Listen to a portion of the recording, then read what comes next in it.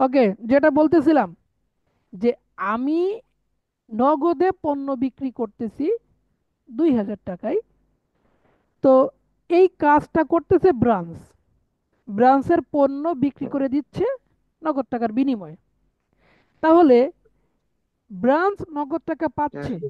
তো ব্রাঞ্চের cash account আছে, সেখানে দিলাম।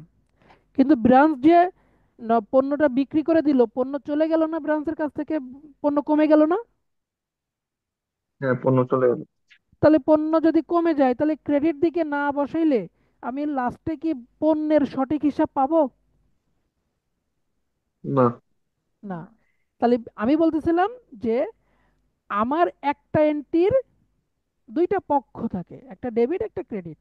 তো ডেবিট এবং ক্রেডিট বা গ্রাহক মানে প্রেরক আর প্রাপক যাকে আমরা বলি, দুইটা পক্ষই যদি হ্যাঁ। ব্রাঞ্চেরই হয়, তাহলে আমার দুইটা ছকেই ও আচ্ছা। ইফেক্ট পড়বে।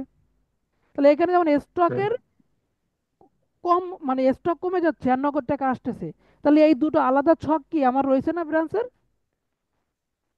জি ভাই। এই তার মানে জন্য আমার, দুটোই ব্রাঞ্চের দ্বারা সংগঠিত আছে, এই কারণেই ওটা এন্ট্রি করতে পারছে। Right right. কিন্তু এর আগ পর্যন্ত আমি যতগুলো এন্ট্রি পড়লাম, প্রত্যেকটার সঙ্গে হেড অফিসের একটা পক্ষ জড়িত ছিল, ব্রাঞ্চের একটা পক্ষ আর হেড অফিসের একটা পক্ষ। হেড অফিস নামে তো কোনো ঘর আমি কাটি নাই, কাটছি? না। এই জন্য আর কোথাও দেই নাই, শুধু ব্রাঞ্চের এন্ডে আমি একবার দিয়েছি। কথা ক্লিয়ার? জি ভাই, ঠিক আছে। ওকে, এবার ডান দিকে আসি। এটাই, এটাও যদি আগেরগুলো বুঝে থাকেন তাহলে ইজি। ক্রেডিট সেলস, বাকিতে বিক্রয়, বুঝছো। 1500 টাকা। আচ্ছা, বাকিতে বিক্রয় করলে পণ্য তো চলে যাবে নাকি? দেনাদার বাড়বে। পণ্য চলে গেলে কি এই স্টকের ক্রেডিট দিকে বসবে না? জি ভাই। দেখেন পণ্য মনে কমবে। আর আর দেনাদার বৃদ্ধি পাবে, তাই তো? হ্যাঁ। তাহলে দেনাদারের ডেবিট দিকে, এই যে ক্রেডিট সেল দিয়ে ডেপ্টরস অ্যাকাউন্টের ডেবিট দিকে। ওকে। জি ভাই। এখানে কিন্তু হেড অফিস কোনোভাবে রিলেটেড ছিল না, ছিল? না। আচ্ছা, তারপরে রেমিটেন্স ফ্রম ব্রাঞ্চ। দেখেন ভালো করে, এই রেমিটেন্স মানে হচ্ছে অর্থ প্রেরণ।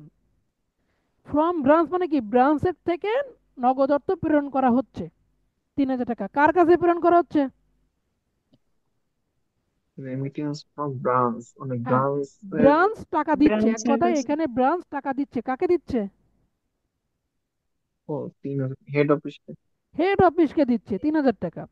তাহলে ব্রাঞ্চের কাছ থেকে নগদ টাকা চলে গেলে ক্যাশ অ্যাকাউন্টের ক্রেডিট দিকে বসবে না?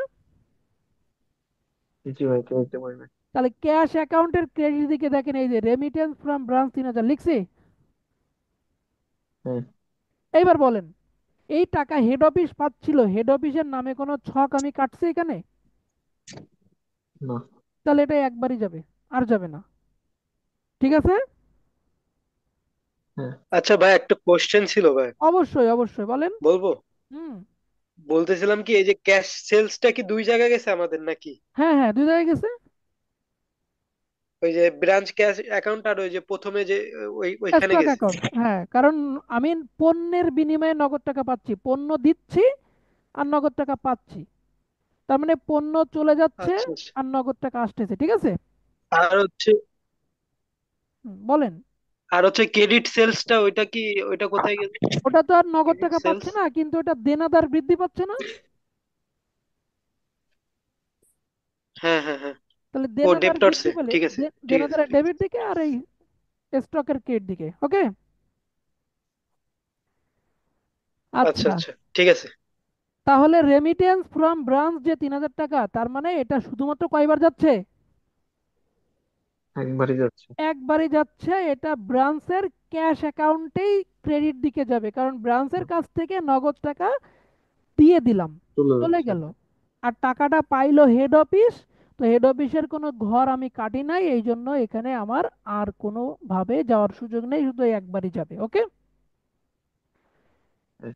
Next, discount allowed to debtors. এটা একটু ক্লিয়ার করি। 150 টাকা।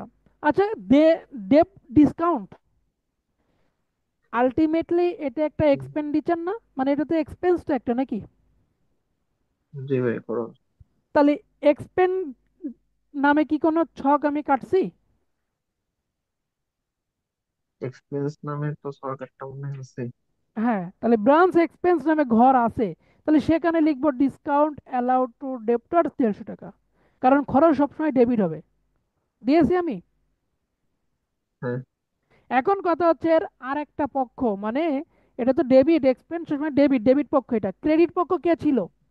এটা কি নগদে পরিশোধ করছি? দেনাদারও কমে যাচ্ছে।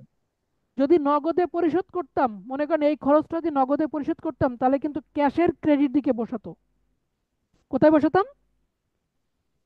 ক্যাশের ক্রেডিটে। কিন্তু এইটা আমি নগদে দিচ্ছি না, এইটার জন্য দেনাদারের পরিমাণ কমবে। কিসের পরিমাণ কমবে? দেনাদার কমবে। তাই স্টকের ক্রেডিট দিকে বসাবো। স্টকের ক্রেডিট দিকে দেখেন লিখছি, ওই সরি, ডেপ্টরসের ক্রেডিট দিকে ডিসকাউন্ট অ্যালাউড টু ডেপ্টর 150 টাকা বসাইছি। জি ভাই। বুঝতে কোনো প্রবলেম? না ঠিক আছে। ওকে, নেক্সট, রিটার্ন ফ্রম কাস্টমার, এটা কি জিনিস বলেন? এই এন্ট্রিটাই শুধুমাত্র কঠিন, কাস্টমার আর সব সেটাও তাই। সহজ। রিটার্ন ফ্রম কাস্টমার এটা কি জিনিস? বিক্রয় করেছিলাম সেটা ফেরত আইছি। এক্স্যাক্টলি, গ্রাহকদের কাছ থেকে পণ্য বিক্রি করছিলাম, এখন তারা ফেরত দিচ্ছে। এখন এই পণ্য বিক্রয়টা তাহলে কি বাকিতে ছিল স্টকের। নাকি নগদে ছিল? ও আচ্ছা। আমি কি নগদে যে পণ্য বিক্রি করছিলাম সেখান থেকে রিটার্ন আসছে, নাকি বাকিতে যেটা বিক্রি করছিলাম সেখান থেকে রিটার্ন আসছে? এখন কিছু বলেন। বলার না থাকলে সেটা নগদ হয়ে যাচ্ছে। ভাই বাকি। এক্স্যাক্টলি, বাকি। Customer balance. ঠিক আছে, কাস্টমার্স মানে নগদ বাকি দুটো হতে পারে, কিন্তু মনে রাখতে হবে যে নগদে বিক্রয়কৃত পণ্য যদি হয় তাহলে সেটা আলাদা করে অবশ্যই বলা থাকে। বাট যদি আমার কিছু না বলা থাকে তাহলে সেটা কি হয়? কাস্টমার বলা আছে, এই কারণে আমরা বাকিতে ধরবো। ঠিক আছে, তাহলে বাকিতে বিক্রয় করার কারণে জাবেদা কি দিছিলাম? ঠিক তার উল্টো হবে। বাকিতে বিক্রয় করলে জাবেদা কি ছিল? ভাই, দেনাদার কিছু ডেবিট, আর এই বলা না থাকলে তো ক্যাশে ধরি না। কিছু বলান থেকে ক্যাশে ধরো, তাই তো? কিন্তু রিটার্নের এরকম না বিষয়টা আছে, এরকম এখানে ছিল। কাস্টমার বলা আছে। কি বলা আছে? কাস্টমার বলা আছে। কাস্টমার বলা মানে আমি যে কাস্টমারের কাছে বাকিতে বিক্রি করছিলাম সেই কাস্টমার রিটার্ন দিচ্ছে।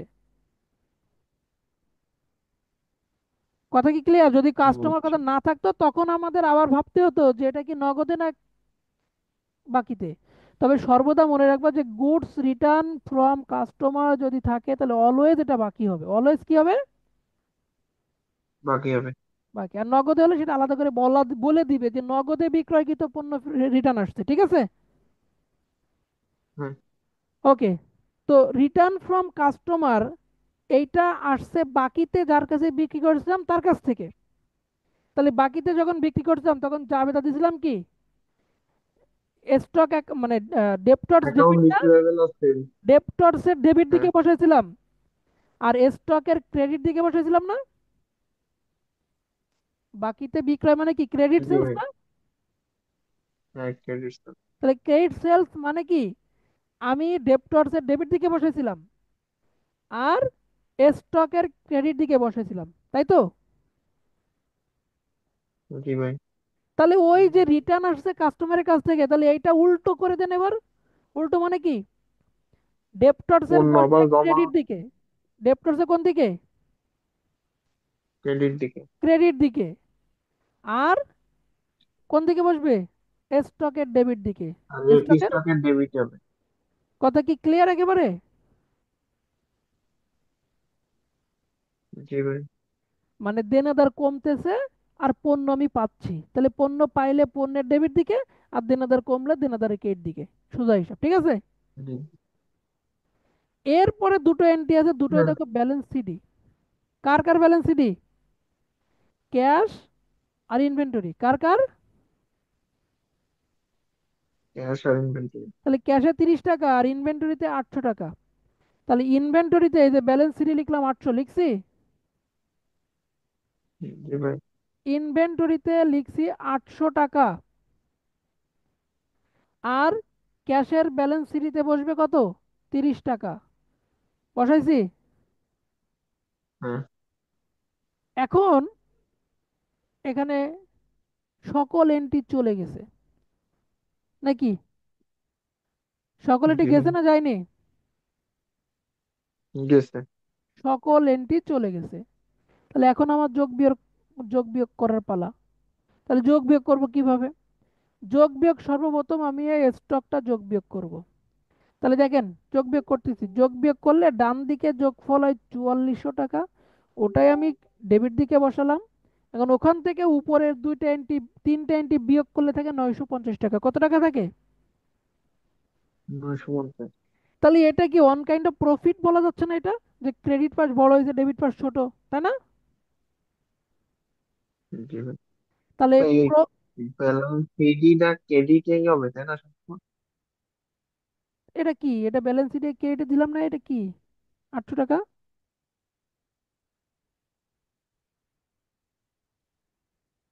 হ্যাঁ, হ্যাঁ। পার্থ, বোঝা বলছি যাচ্ছে না? ওটা তো সবসময় ক্রেডিট হবে।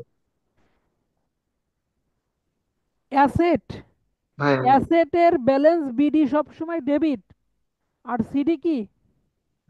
ক্রেডিট। ঠিক আছে, বিডি আর সিডি কি একদিকে বসে কখনো?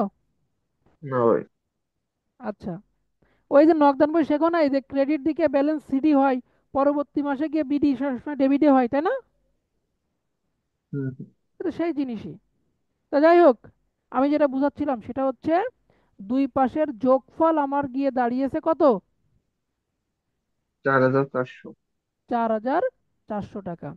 এই যে 4400 টাকা থেকে উপরের তিন টেনটি বিয়োগ করলে 950 টাকা ডেবিট দিকে বেরোইছে, তাহলে এটা কি প্রফিট না? হ্যাঁ, প্রফিট। এটা প্রফিট। কিন্তু স্টক, স্টক কি করে প্রফিট হয়? আমাকে একটু বলেন তো, স্টক কি করে প্রফিট হয়? মানে পণ্য কি করে প্রফিট হতে পারে? তাহলে যদি ক্লোজিং স্টক লিখতেন। না না, ক্লোজিং স্টক তো আমি লিখছি, ব্যালেন্স সিডি 800 টাকা লিখছি না? ও, তাও তো লিখতে। আচ্ছা, তাহলে এটা এখানে কি নাম দেবো? স্টকের ব্যালেন্স বিডি মানে ওপেনিং স্টক, আর ব্যালেন্স সিডি মানে ক্লোজিং স্টক, এটা লেখা হয়ে গেছে না অলরেডি? Closing stock. জি ভাই। তাহলে 980 টাকার নাম কি দেবো আমি? 950 টাকার নাম কি দেবো?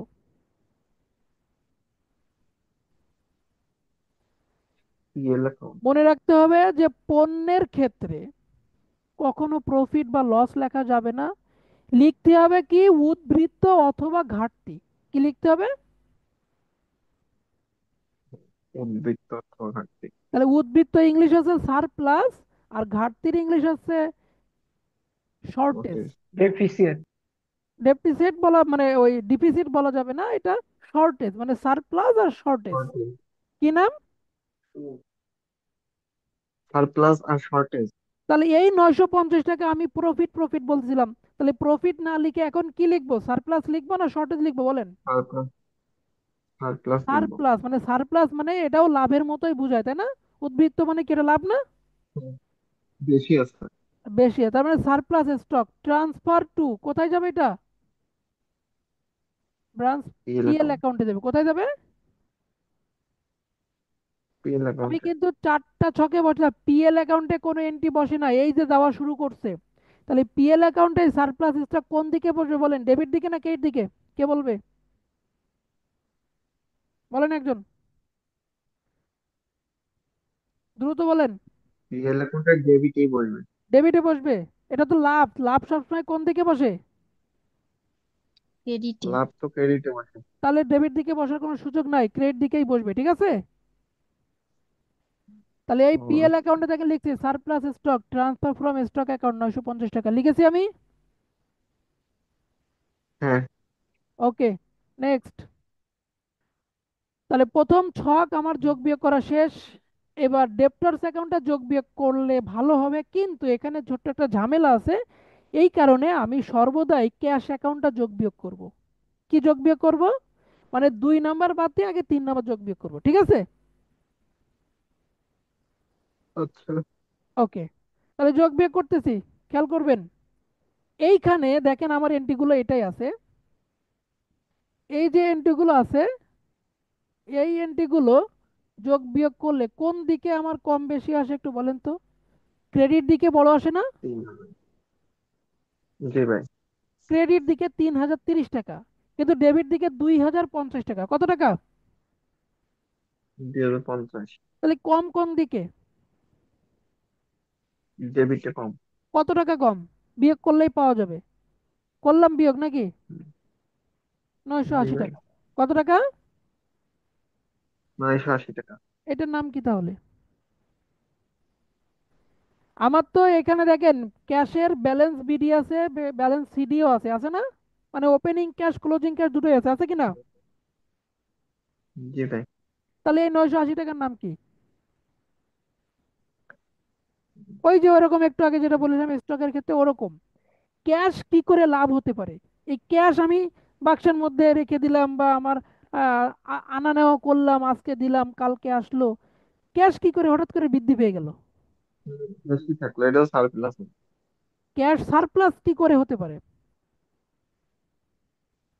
আমি মনে করো আমার ক্যাশ একটা মনে করো বাক্স, সেই বাক্সে বাক্সে আমি 100 টাকা রাখছিলাম, সেখান থেকে 20 টাকা বের করলাম, পরে আবার 30 টাকা ঢুকালাম, পরে আবার 10 টাকা বের করলাম। এই করতে করতে আমার যেটা থাকবে ব্যালেন্স সিডি, তাহলে তো মিলে যাওয়ার কথা। তাহলে আমার এখানে ব্যালেন্স বিডি সিডি দুটোই আছে, কিন্তু আমার এইখানে যোগ বিয়োগ এসে ঘাবলা হয়ে যাচ্ছে। তাহলে এটা কি জিনিস? ডেবিট দিকে মানে আমি টাকা পেয়েছি, ডেবিট দিকে কম মানে কি আমি টাকা পেয়েছি, টাকা পাইলে কোন দিকে বসে? ডেবিটে। ডেবিটে। তার মানে 980 টাকা আমি কারো না কারোর কাছ থেকে পাইছি। কি বলছি বলেন? কোনো জায়গাতে পাইছি 980 না টাকা। পাইলে ডেবিট দিকে আমি বসাতে পারতাম না, পারতাম? ডেবিট না। দিকে যে বসাচ্ছি এটা নিয়ে কারো ডাউট আছে? কারণ এটা তো আমি যোগ না বিয়োগ না ভাই, করেই পাচ্ছি। কত ডেবিটে কম। এটা তো যোগ বিয়োগ করেই পাচ্ছি, তার হুম। মানে ডেবিটে বসছে এটা শিওর। এখন ডেবিটে বসা মানে হচ্ছে আমি কারো না কারো থেকে পাইছি। তাহলে আমি টাকা, নগদ টাকা কার কার কাছ থেকে পাইতে পারি? মনে রাখবেন, 3 জনের কাছ থেকে আমরা নগদ টাকা পাইতে পারি। কজনের কাছ থেকে? 3 জন। নাম্বার ওয়ান, নগদে পণ্য বিক্রি করে টাকা পাইতে পারি। নাম্বার টু, হেড অফিস আমাকে টাকা দিতে পারে। নাম্বার থ্রি, আমি যার কাছে বাকিতে পণ্য বিক্রি করেছিলাম তার কাছ থেকেও নগদ টাকা কালেকশন করতে পারি, পারি না? হুম। এই 3 জন ছাড়া এই ব্রাঞ্চের আর টাকা পাওয়ার কোনো সুযোগ নেই, আছে? হয় হেড না। অফিস আমাকে টাকা দেবে, নাই নগদে বিক্রি করব, নাই দেনাদারের কাছ থেকে আদায় করব। ঠিক আছে? তাহলে হ্যাঁ। এই এন্ট্রিটা আমার অঙ্কে উজ্জ্ব ছিল। এই উজ্জ্ব এন্ট্রিটা যদি ক্লিয়ার করে বুঝতে পারি বা বুঝাইতে পারি তাহলে ঠিক আছে। তাহলে মনে রাখতে হবে যে এন্ট্রিটা আমার অঙ্কে ইতিমধ্যে আছে সেটা তো আর ধরতে পারবো না, পারবো? না। দেখো অলরেডি ক্যাশ সেল 2,000 টাকা ছিল, মানে নগদে বিক্রি করা 2,000 টাকা ছিল, এটা আর ধরতে পারলাম না। না। পরের এন্ট্রি বলছিলাম যে হেড অফিস আমাকে টাকা দিতে পারে। দেখো হেড অফিস আমাকে কোনো টাকা দেয়নি, দিলে তো ডেবিট দিকে থাকতো না?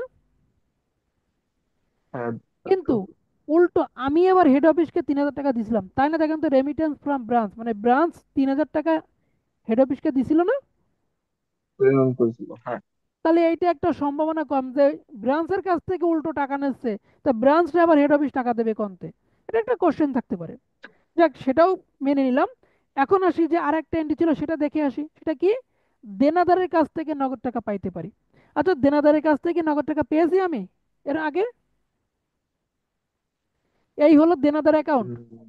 দেনাদার, দেনাদারের কাছ থেকে পাইনি, পাইলে তো ডেবিট দিকে থাকতোই নাকি? থাকতো না? তাহলে হুম। এই হুম। 980 টাকা ডেবিট আমি দিকে দেনাদারের কাছ থেকে পাচ্ছি, এইটা ধরে নেব। কার কাছ থেকে পাচ্ছি? দেনদারের কাছে। Collection from debtors. Collection from কি? ডেবিট। তাহলে দেনাদারের কাছ থেকে পাচ্ছি তাই ডেবিট দিকে, আর দেনাদারের পরিমাণ কমতেছে না এখন? এই নগদ টাকা দেনাদারের হুম। কাছ থেকে পাই, তাহলে দেনাদারের পরিমাণ কমবে না? জি ভাই, কম। ডেপ্টসের। রাইট, এই দেখো ডেপ্টরস এর ক্রেডিট দিকে বসাবো তাহলে এখন। কালেকশন ফ্রম ডেপ্টরস 980 টাকা বসাইছি। জি ভাই। জি ভাই। এই ছোট্ট একটা এন্ট্রি এখানে ক্রিটিক্যাল জায়গা দখল করছে, আর কোনো কিছুই না। এখন দেখো আমি এই ডেপ্টরসটা যোগ বিয়োগ করব। যোগ বিয়োগ করলে এখানে ব্যালেন্স বিডি আর দুইটা এন্ট্রি ছিল, 1800 টাকা যোগফল হয়। এই 1800 টাকা দুই পাশে বসালাম, বিয়োগ করলে ক্রেডিট দিকে যেটা হয় সেটা ব্যালেন্স সিডি। কারণ আমার এখানে ব্যালেন্স বিডি ছিল কিন্তু সিডি ছিল না, ছিল নাকি? না। ব্যালেন্স সিডি ছিল মাত্র স্টকের আর ক্যাশের। কার কার ছিল দেখো তো ব্যালেন্স সিডি? এই যে স্টকের আর ক্যাশের। তাহলে যোগ বিয়োগ করে আমি দেনাদারের ব্যালেন্স সিডি পাইলাম। তাহলে দেখেন এবার এখান থেকে শুধুমাত্র এই স্টক অ্যাকাউন্ট যোগ বিয়োগ করে সারপ্লাসের টাকাটা আমি পিএল অ্যাকাউন্টে নিয়েছি।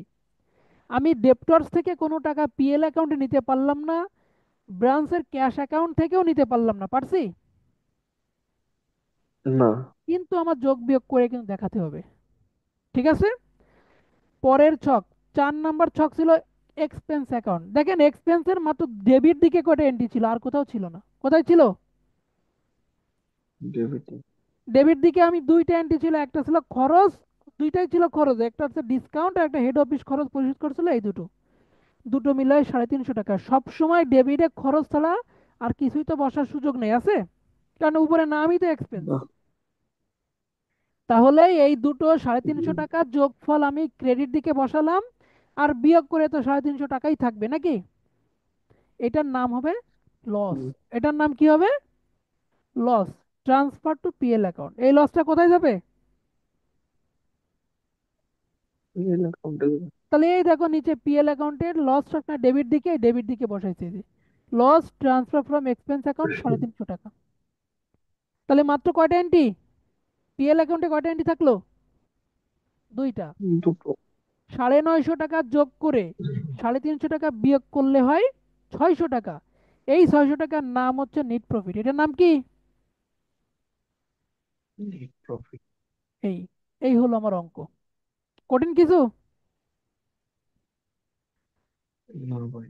যাক, স্ক্রিনশট দেন, বাসায় আর একবার এই অঙ্কটা দেখবেন, তাহলে ভালো লাগবে, ঠিক আছে?